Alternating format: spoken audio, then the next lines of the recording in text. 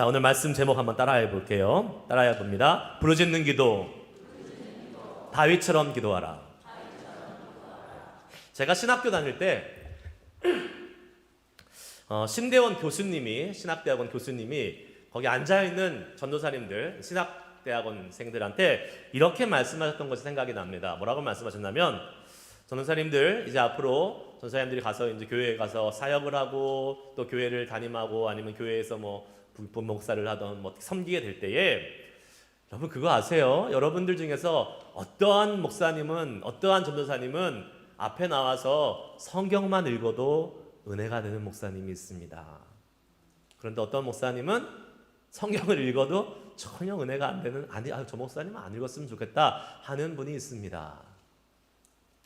여러분들 꼭 그런 성경만 읽어도 은혜를 끼치시는 목사님들이 되십시오. 이렇게 했던 말씀이 생각이 나요. 그 말의 의미가 무엇일까라고 생각해 봤을 때에, 예쁜 목소리로, 멋진 목소리로 성경을 읽어라 하는 그 말일까요? 물론 목소리가 좋으면 금상첨화겠지만, 하지만 그것만을 의미하는 것은 아닌 것 같습니다. 정말로 우리가 진실되게 하나님의 말씀을 읽고 하나님을 사랑하는 마음으로 하나님의 말씀을 봉독하는, 또 목회하는 그런 목사가 될 때에 그냥 특별히 설교하지 않아도 말씀 읽는 그 자체로만으로도 큰 은혜가 있을 수 있다라는 의미로 말씀하신 것이라고 생각을 합니다. 하지만 제가 말씀드렸듯이 목소리까지 좋으면 금상첨화 더 좋은 거겠죠. 네. 그런 의미에서 저는 목소리가 좋나요, 나쁘나요?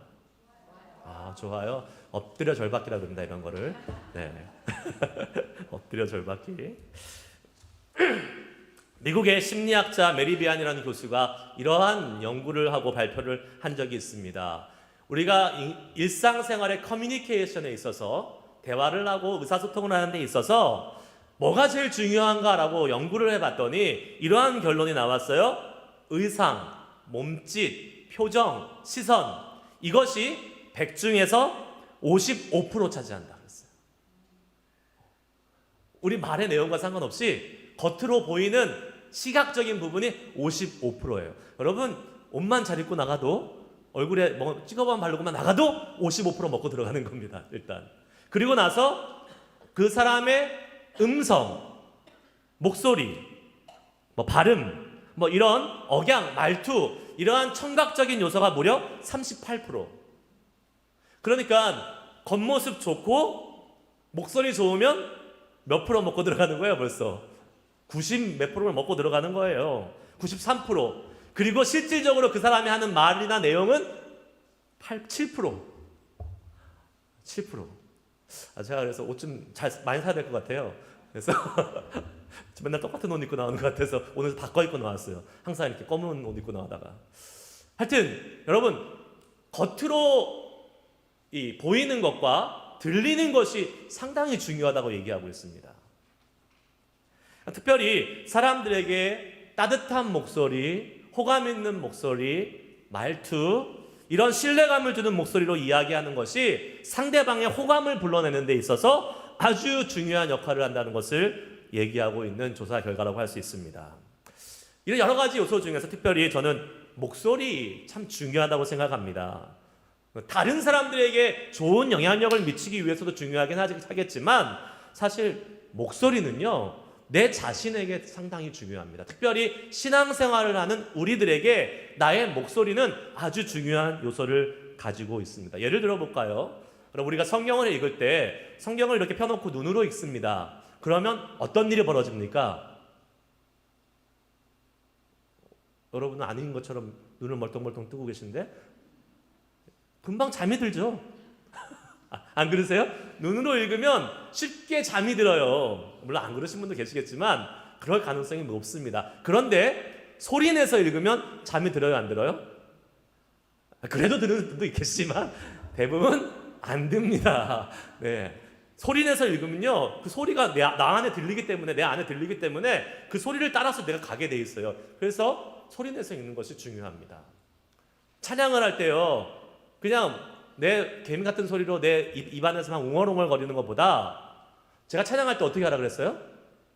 적어도 노래방에서 내가 부르는 18번 곡보다는 크게 불러야 된다.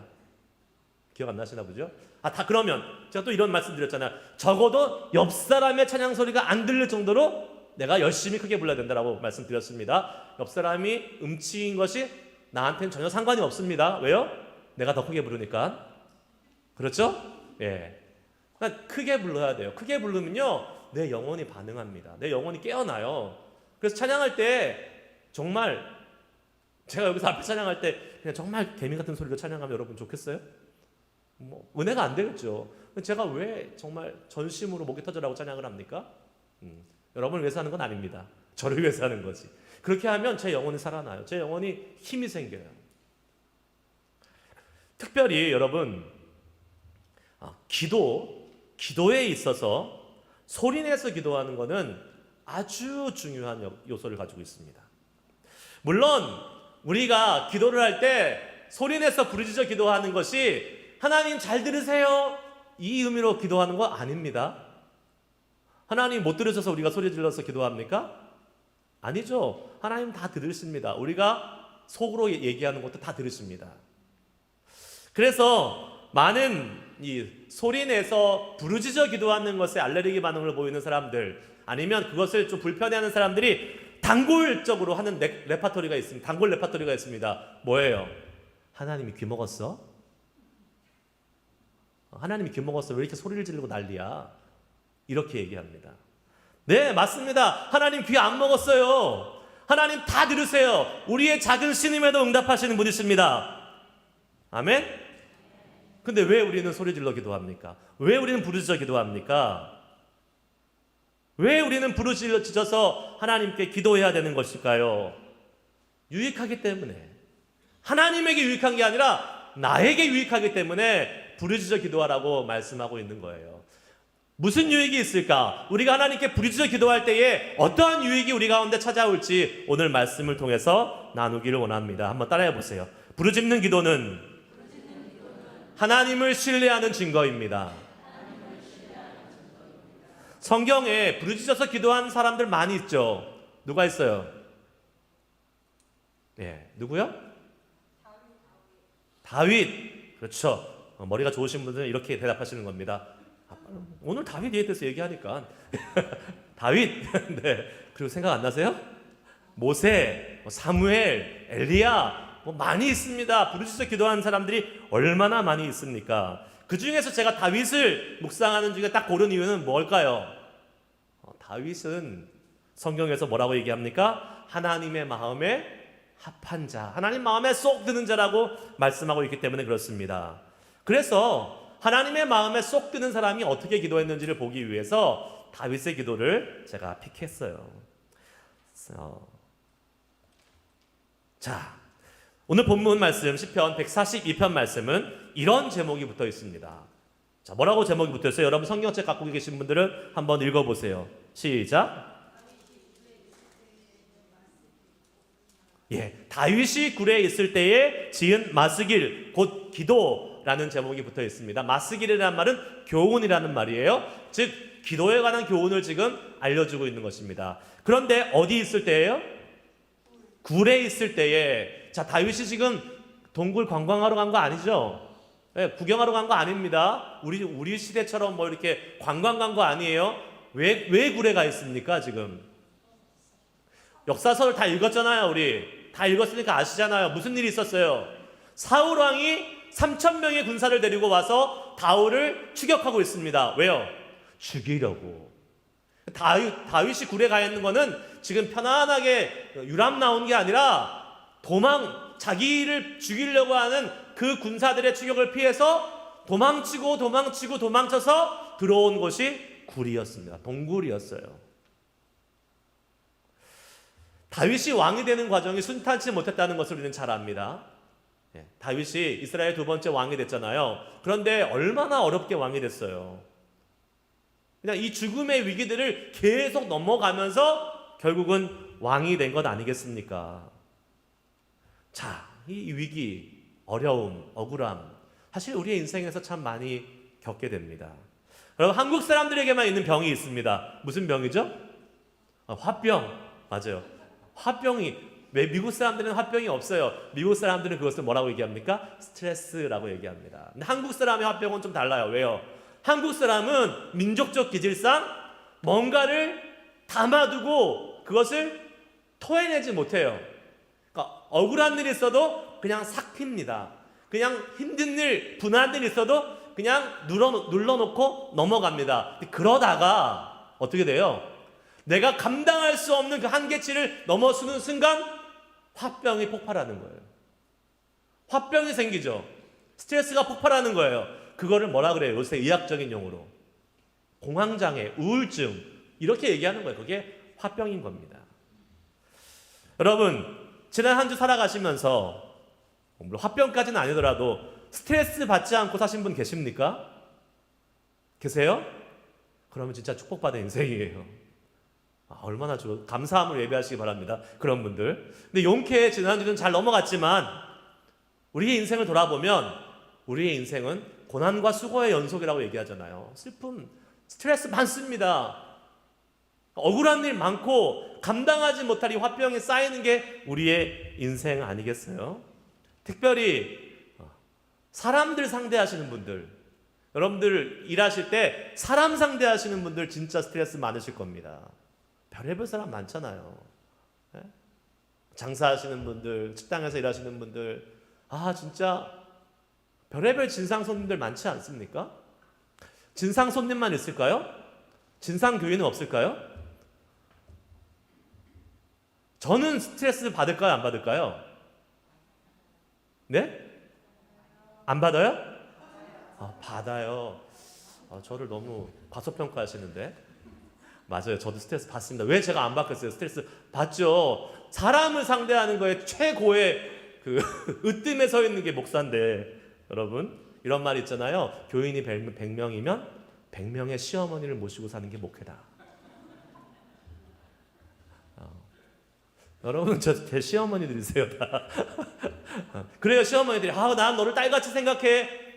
말도 안 되는 소리 하지 마시라 그래요. 무슨 딸은 딸이고 며느리는 며느리예요. 그건 없는 말이에요. 그거는 어머니 입장에서 그런 거지 며느리 입장에서는 뭐라 그래요?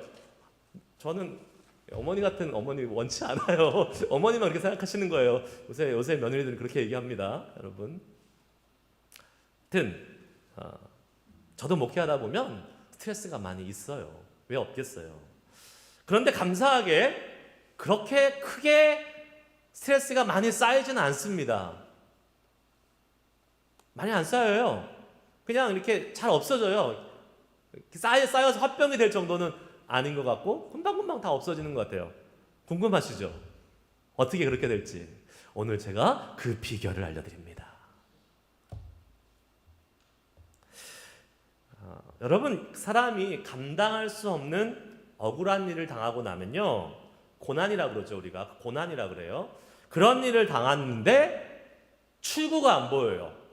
해결책이 안 보여. 길이 안 보여. 그러면 그 사람이 할 수 있는 방법은, 할 수 있는 그 선택은 딱 한 가지입니다. 뭘까요? 포기. 기도라고 누가 그러셨는데 제가 말하는 건 세상 사람들이 얘기하는 겁니다. 세상 사람들. 출구가 없어. 안 보여. 길이 안 보이고 그 어려움, 억울함 앞에 딱 가로막혀 있어요. 그럼 어떻게 해요? 그 다음에 포기. 출구가 없는데, 나갈 길이 안 보이는데, 그리고 어떻게 돼요? 그러다가 어떤 사람은 죽는 거예요. 목숨을 끊는 사람들이 있습니다. 왜요? 삶을 살아갈 이유가 없어졌어요. 문제 앞에서 이 문제를 뚫고 나갈 길이 없으니까 그 다음은 살아갈 이유가 없는 거죠.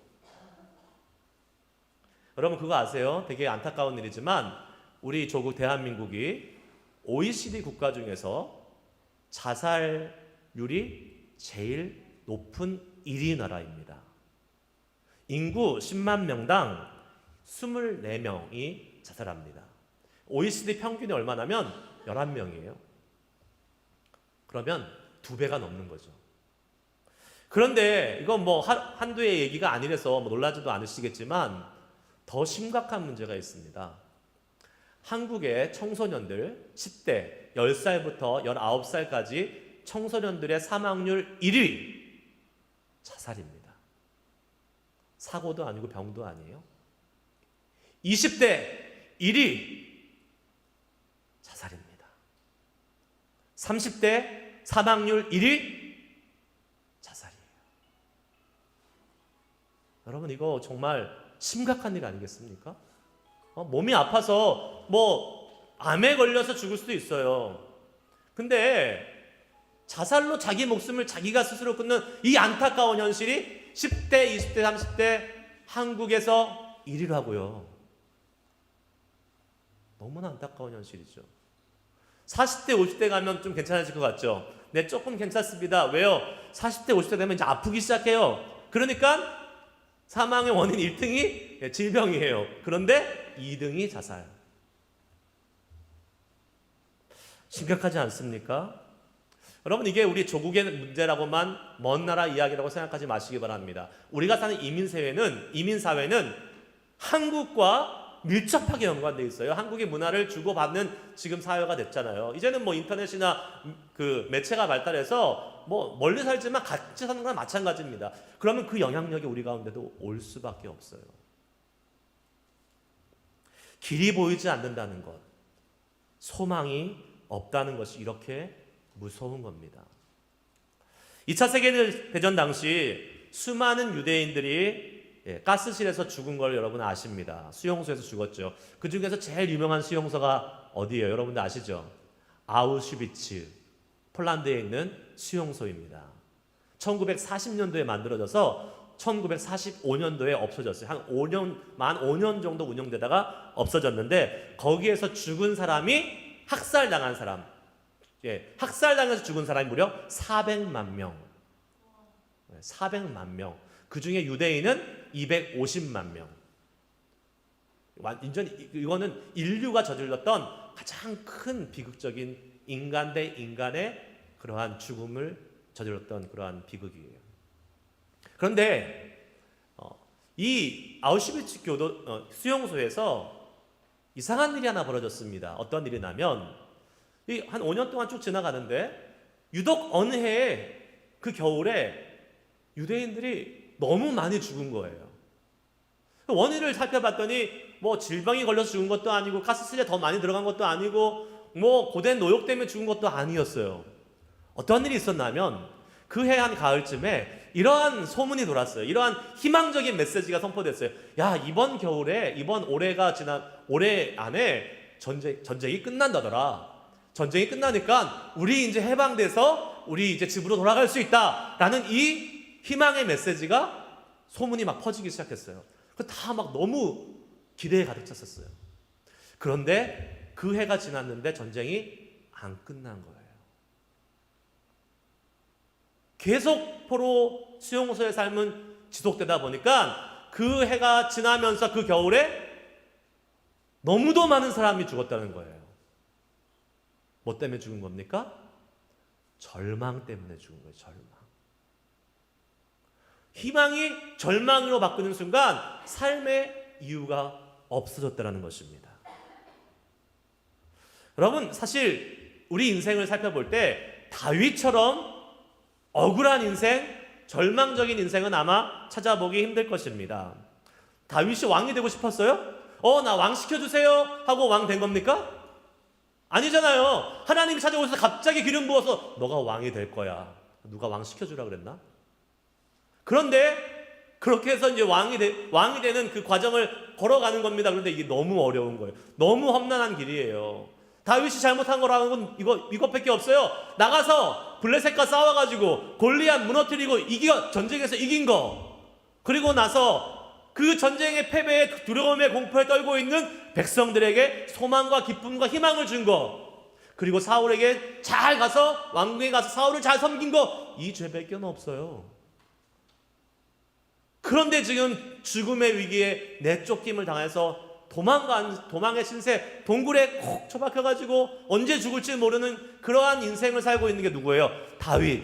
이 사람보다 억울한 사람이 어디 있겠습니까? 여러분, 억울한 사람 많이 있죠. 우리도 억울한 상황들 많이 지납니다. 그런데 다윗은 이 억울한 상황에, 이 어려운 순간에 뭘 했다고 오늘 말씀이 기억하고 있습니까? 말씀이 기도했다라고 기록하고 있어요. 기도했다. 1절과 2절 말씀을 한번 읽어보도록 하겠습니다. 제가 읽습니다. 내가 소리내어 여호와께 부르짖으며 소리내어 여호와께 간구하는도다. 내가 내 원통함을 그 앞에 토로하며 내 우환을 그 앞에 진술하는도다. 아멘. 다윗이 어떻게 기도했어요?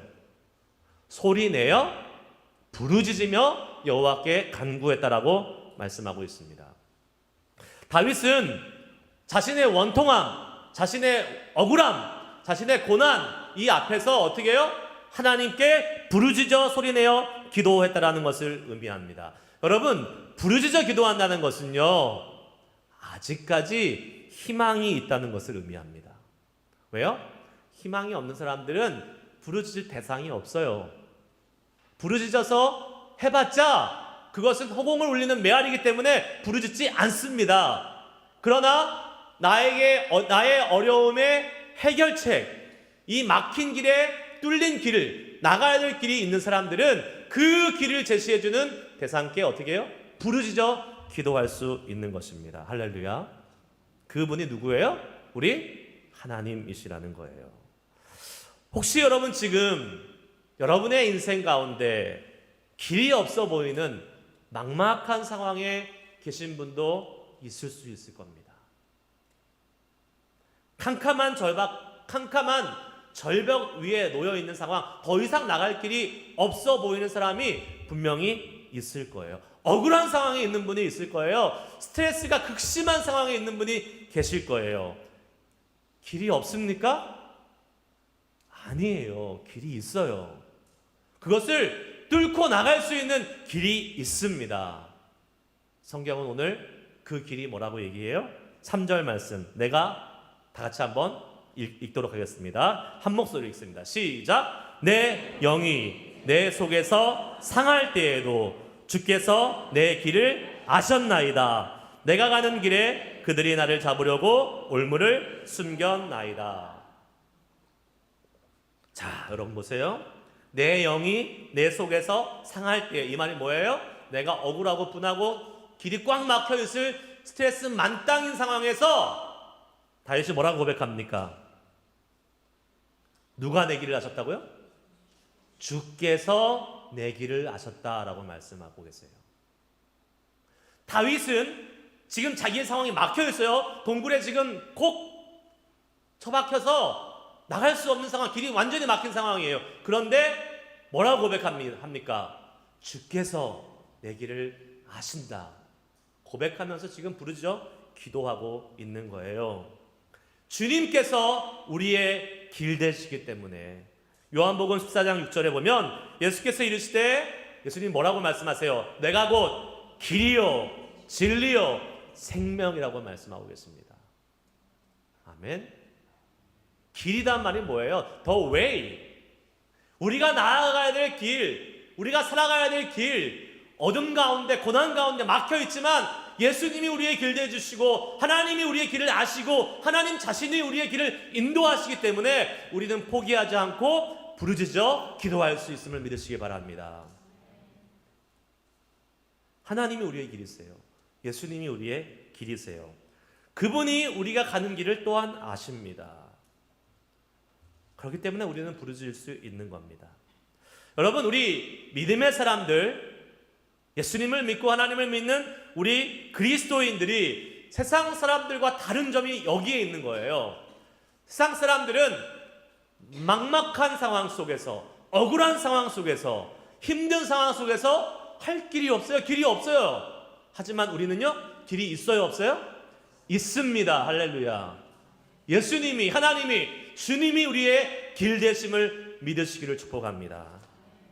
그래서 우리에게는요, 포기가 없는 겁니다.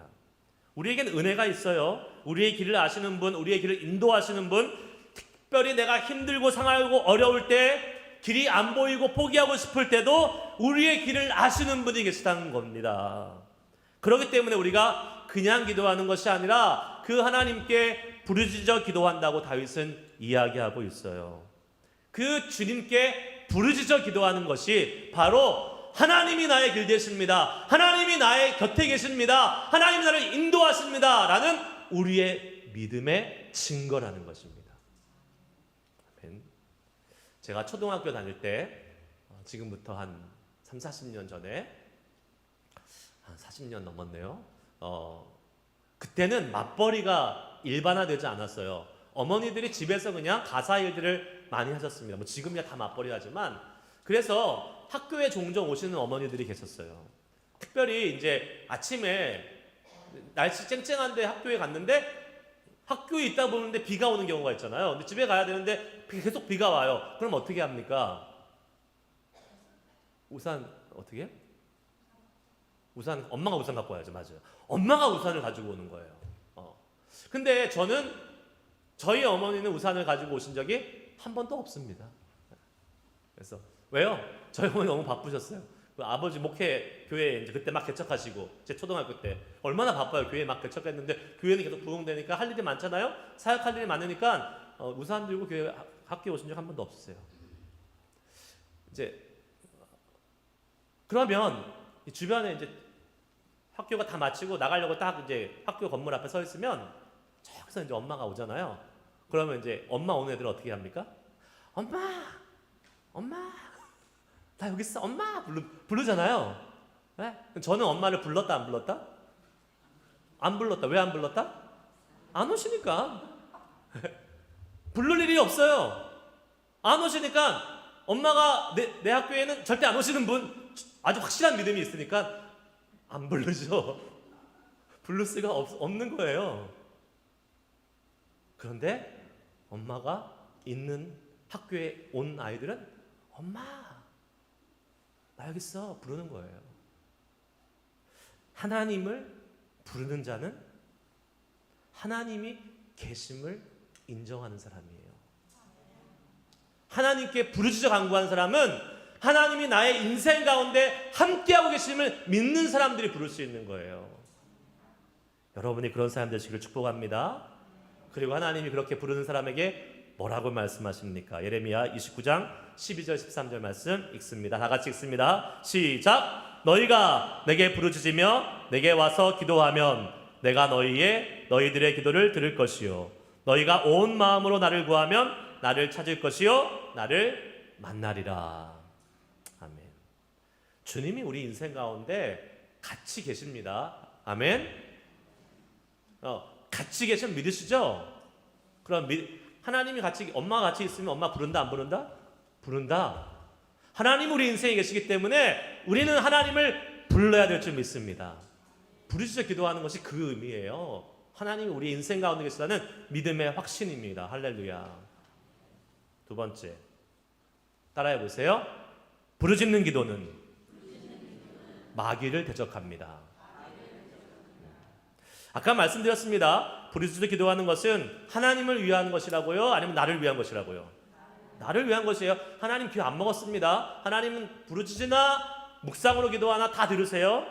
자, 그런데 여러분 우리가 부르짖어 기도하자고 이야기하고 성경에 하나님이 너희들의 속으로 얘기해도 듣지만 부르짖어 기도하라고 수없이 말씀하신 이유는 무엇이냐면 우리에게 유익이 있기 때문에 그래요. 우리에게 어떤 유익이 있냐? 제가 한 가지만 아주 명확한 유익을 제가 말씀드리겠습니다. 자, 우리가 여러분 솔직히 한번 얘기해 보십시다. 우리가 소리 내지 않고 그냥 마음으로 기도한다고 생각해 보세요. 이렇게 여러분의 마음속에 주님을 향한 기도만 있습니까? 아니면 다른 생각도 있습니까? 한 1, 2분 버틸 수 있겠죠. 자, 10분 그렇게 기도하다고 칩시다. 여러분 마음에 5만 가지 생각이 다 들어옵니다. 아니라고 하실 분은 아마 없을 거예요. 나는 10분 동안 오직 하나님만 생각하고 마음으로 기도할 수 있어. 비결을 좀 알려주세요. 그렇게 안 됩니다. 왜요? 우리가 마음으로 기도한다는 것은 생각으로 기도한다는 것은 내 생각을 하나님께 드리는 거잖아요. 근데 내 생각 안에는 내 생각만 있는 것이 아니라 5만 가지 생각이 다 있어요. 거기에는 마귀 사탄이 주는 생각도 있어요.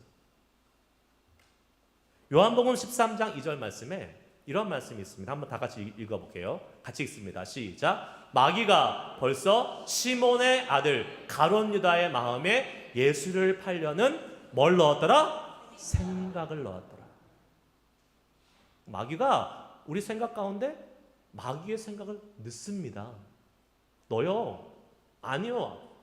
믿음의 사람들은 안 넣는다고요? 가룟 유다 예수님 3년 동안 쫓아다녔던 사람이었어요. 거기다도 넣는데 우리에게는 안 넣는다고요? 아니요. 그런 말씀하지 마세요. 얼마든지 우리 생각에 마귀도 마귀의 생각을 집어넣습니다. 그러면 우리가 가만히 기도하잖아요. 그럼 어떻게 돼요?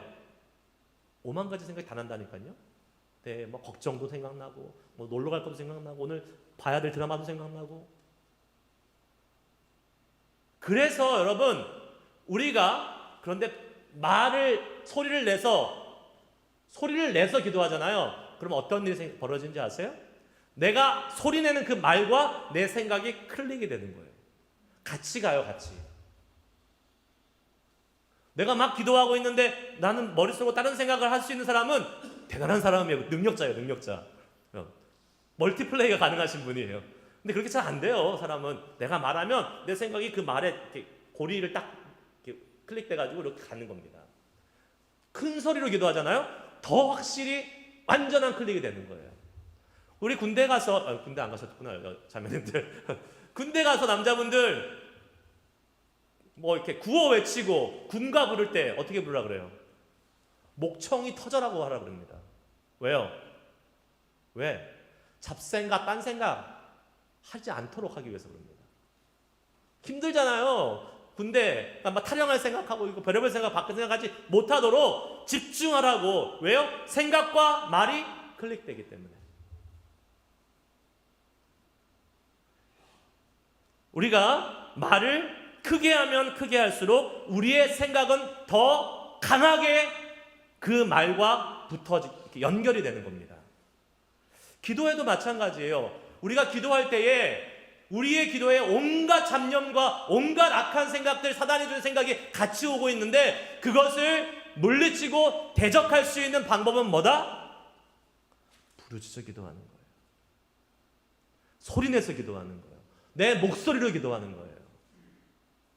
그러면 그 잡생각, 사단이 주는 생각이 오지 않습니다. 왔다가 그냥 가죠. 머물지 못하고 가는 겁니다. 자, 그러면 제가 반대로 묻습니다. 마귀는 우리 성도들이 부르짖어 소리내서 기도하는 것을 좋아할까요? 싫어할까요? 엄청 싫어하죠. 엄청 싫어하죠. 그런데 우리가 부르짖어 기도 안 하고 있다. 그러면 누구를 좋아하게 하는 일이다? 마귀 사탄을 좋아하게 하는 일이다. 너무 뻔한 거 아니에요? 그런데 왜 우리가 부르짖어 기도 안 합니까? 부르짖어 기도하지 말아야 될 이유가 어디 있어요? 없어요. 내 기도 스타일 상관없습니다. 나는 평생 동안 부르짖어 기도 안 했어. 나는 평생 동안 조용히 묵상으로 기도했어. 네, 잘하셨어요. 인정해드립니다. 수고하셨습니다. 하지만 제대로 된 기도는 못하신 겁니다. 미안해요. 아니에요. 반쪽 기도만 하셨어요. 반쪽 기도. 그것도 인정해드리죠. 수고하셨어요. 하지만 하나님의 말씀에 순종하지 않은 부분이 50%가 있어요. 뭐라고요? 부르짖어 기도하라고 했는데 안 했으니까. 나는 그렇게 기도 못하는 사람이야. 미안하지만 그분도 하나님의 말씀을 믿지 못하는 사람이기 때문에 하나님의 책망을 피할 길이 없습니다. 부르짖어 기도하면 내가 너에게 응답하겠다고 말했는데.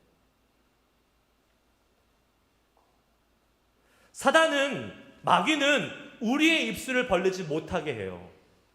생각으로 계속 뭘 이렇게 시끄럽게, 뭘 그렇게 소리 질러서 해? 점잖지 못하게. 뭐 그렇게 꼭 굳이 그렇게 해야 돼? 계속 우리의 마음속에 사단은 생각을 넣습니다. 그리고 우리가 입을 다물잖아요. 그러면 우리는 주님을 따르는 사람이 아니라 사단을 따르는 사람이 되는 거예요. 집에 계실 때에 얼마든지 묵상으로 기도하세요. 여러분, 얼마든지. 나의 스타일로. 하지만 교회에 와서 함께 우리가 기도할 때는요, 어떻게 해야 돼요? 우리가 기도하려고 하잖아요. 지금 여기만 해도 지금 수십 명의 사람이 기도하려고 하잖아요. 그러면 사단이 발악을 합니다. 난리를 치는 거예요. 기도 못하게. 그래서 마귀를 대적하는 것은 뭐라고요? 부르짖어 소리내서 기도하는 거라고. 여러분 그 마귀한테 넘어갈 거예요? 마귀가 좋아하는 일 하실 거예요? 아니죠. 우리는 하나님이 기뻐하시는 일을 하는 거예요. 중요한 사실입니다. 말씀 마치겠습니다. 부르짖는 기도에 익숙하지 않은 분들이 전 많다고 알아요. 또 특별히 우리 교회는 연세도 많으시고 또 장로교 전통도 있고. 여러분, 나이가 전통이 하나님의 말씀보다 중요합니까? 내 나이가 많으니까 나는 하나님의 말씀대로 안 해도 되는 거예요? 내 교회의 전통은, 내 교단은 이러니까 하나님의 말씀대로 안 해도 되는 거예요? 아니잖아요. 오늘은 하나님의 말씀에 순종하는 훈련을 하는 날입니다.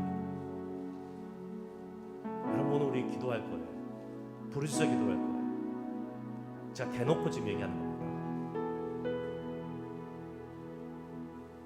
부르짖어 기도할 때 우리의 길이 없어 보이는 답답한 상황이 뚫려서 하나님의 길이 보이는 거예요. 부르짖어 기도할 때 사단이 우리에게 주는 생각들을 대적할 수 있는 겁니다. 혼자 하면 힘들죠. 여러분 집에 가서 나 오늘 말씀 들었으니까 집에 가서 부르짖어 기도할 거야. 죽었다 깨어나도 못 하실걸요? 혼자 어떻게 그렇게 합니까? 안 돼요. 그러나 같이 하면 할 수 있습니다. 아멘? 네, 같이 하면 친구 따라 강남도 가는 거예요. 같이 하는 거예요. 물론 우리의 신앙적인 편차가 있습니다. 어떤 사람은 나는 부르짖어 기도할 수 있는 사람이야. 어떤 사람은 나는 부르짖어 기도하는 거 잘 못해. 네, 분명히 그 차이는 있어요. 그래도 하나님은 우리 모두가 다 함께 모였을 때는 부르짖어 기도하길 원하세요. 왜요?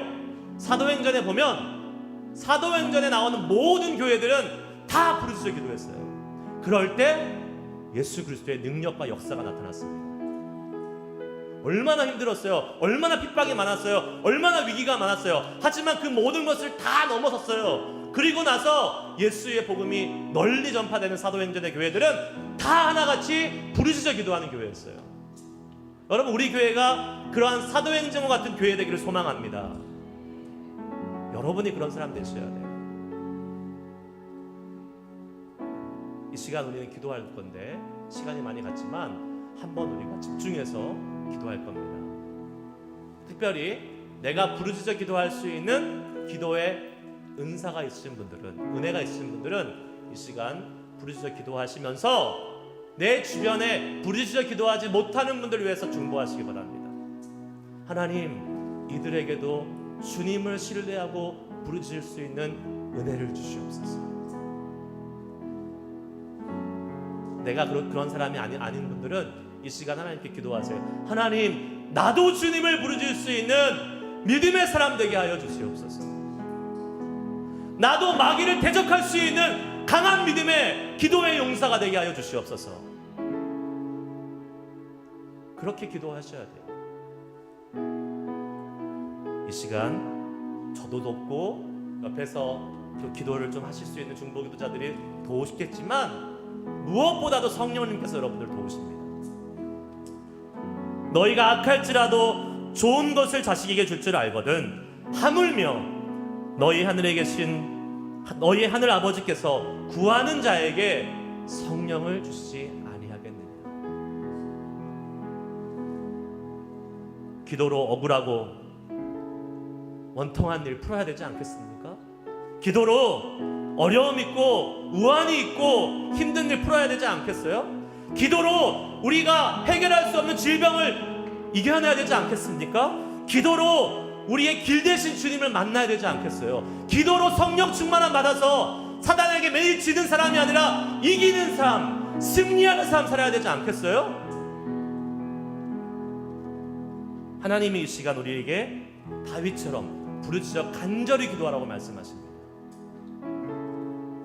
오늘 이 시간 한번 우리 기도할 거예요.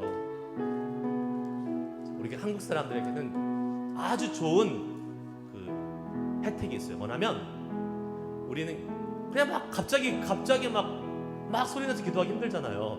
근데 우리는 뭐 할 수 있어요? 주여 삼창이라는 게 있어요. 우리한테 주여 삼창, 주여 세 번 부르시고 우리 하나님의 은혜를 구할 때 제가 기도 제목 드려요. 하나님, 나도 부르짖어 기도할 수 있는 사람 되게 하여 주시옵소서. 하나님, 우리 교회가 부르짖어 기도할 수 있는 교회 되게 하여 주시옵소서. 기도가 안 나오면 그냥 주님만 외치면 돼요. 주여만 외치시면 됩니다. 그런데 우리가 이 시간 기도할 때에 이 찬양을 믿음으로 고백할 겁니다. 우리의 기도에 응답해 주시는 좋으신 하나님. 이거를 웅얼웅얼 거리면 안 돼요. 정말 기도하듯이 부르셔야 돼요. 그리고 우리는 주여 세 번 외치시고 한번 기도할 때에 제가 드린 이 기도의 제목 가지고 함께